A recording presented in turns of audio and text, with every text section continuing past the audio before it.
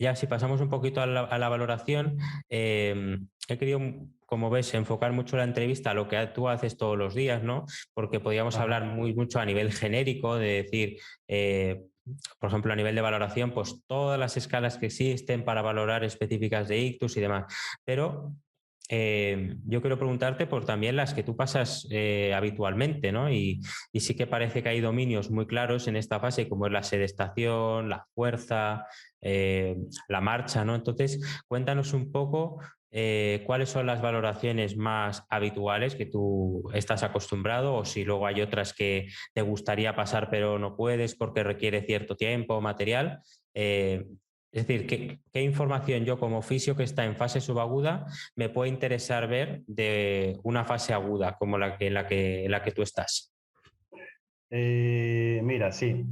Yo paso, llevo pilotando test por un montón de años, intentando ver la viabilidad de poderlos pasar, como bien dices, porque a veces por cuestión de tiempo, a veces por perfil de paciente, a veces, bueno, un montón de circunstancias.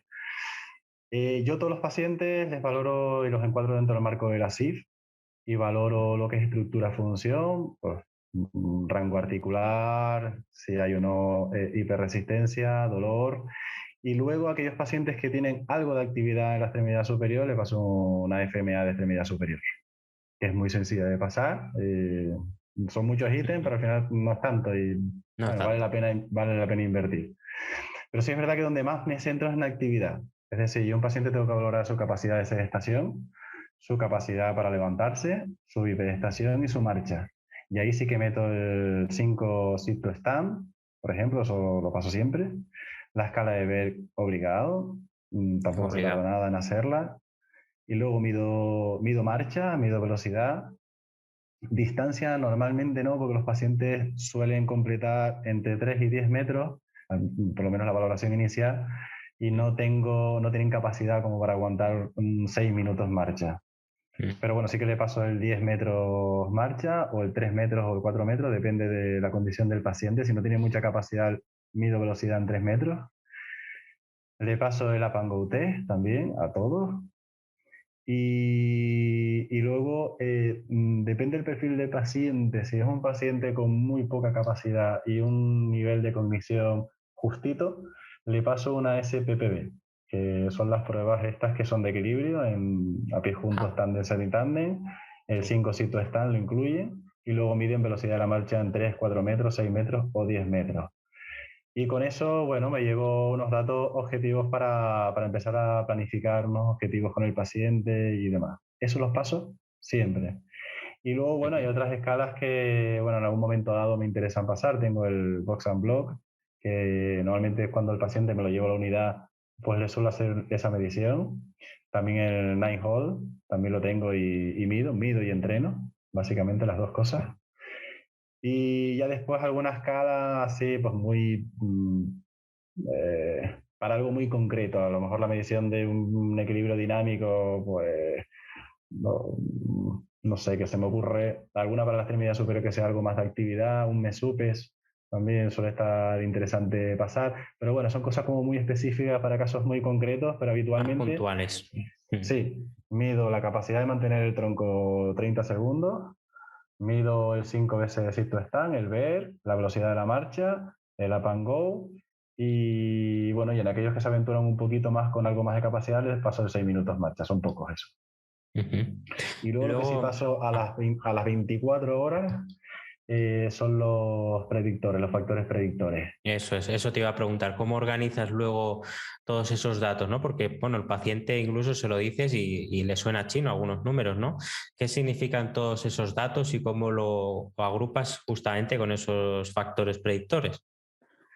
Mira, antes de pasar las escalas, lo primero que hago es pasar el PREP2, que es el factor, el algoritmo de predicción de recuperación de la extremidad superior. Ese sí que lo paso Ujú. siempre. ¿Y Y en le qué intento consiste? pasar. Para que Sí, mira, la gente lo conozca. vale. Mira, eso es consiste en una prueba, el SAFE, SAFE, que existe, que le pides la ABD de hombro, mides la fuerza con un MRC normal de toda la vida, de 0 a 5, y mides la extensión de los dedos. Entonces, cuando el sumatorio de esos dos balances musculares está por encima de 5, ya el algoritmo pasa a ver la edad que tienes, si estás por debajo o por encima de 80 años. O sea que es un algoritmo, ¿no? Te va Es un dirigiendo con algoritmo de flechas. funcionamiento, exactamente. Un safe de más de 5 o igual a 5 te lleva con flechas hacia la edad que tienes. Cuando estás por debajo de 80 años, tienes una recuperación excelente. Excelente significa una recuperación probablemente completa. ¿Vale? Cuando estás por debajo, por encima de los 80 años, ya depende si el safe está por encima de o igual a 8, 7, 8 suele ser el valor, o si está por debajo de 8. Ahí la recuperación es buena. También vale la pena invertir en ese brazo. Y ya cuando está por debajo de 5, ya tenemos que buscar potenciales evocados, que ya no entra dentro de nuestra función, pero sí que podemos comentarlo con el médico si ya han sido pasados los potenciales, que normalmente los pasan a los 2-3 días, y si han ¿Para qué habido o no. sirven los potenciales, Isaac? ¿Para qué lo miden? Miden para ver si hay respuesta en determinados músculos. En este tipo de algoritmo nos interesa el primer interóseo dorsal, que es lo que mide, y los extensores de muñeca. Cuando hay potenciales en esos dos grupos musculares, podemos considerar que la recuperación va a ser buena. ¿Vale? Es decir, que Sí. la vía piramidal está más o menos, ¿no? Y que... preservada. Si la claro. corticoespinal está preservada y puede haber un buen pronóstico. Y luego está, cuando no hay potenciales, no se evocan los potenciales, normalmente se repiten hasta el séptimo día. Y si no hay potenciales y sigue un safe por debajo de 5, pues entonces ya tenemos que pasar un NIH, que normalmente lo pasan los neurólogos. El NIH es una escala que valora la gravedad del ictus. A menor puntuación es un ictus más leve, a mayor puntuación es un ictus más severo. Entonces, cuando no tiene potenciales, tiene un safe bajo y tiene un NIH por encima de 7, el pronóstico es bastante pobre. Entonces, ¿para qué nos sirve esto? Pues para establecer una prioridad. Como bien dice, la carga asistencial en el hospital es la que es en el sistema público, y entonces podemos, digamos, redirigir nuestros esfuerzos hacia optimizar aquellas capacidades que van a tener un mejor pronóstico. Y luego está el otro algoritmo que paso, que es para la recuperación de la marcha. Ahí tenemos dos modelos, que es el Verbeek del 2011 y es el Twist de Smith, que creo que es del 2017, quiero recordar.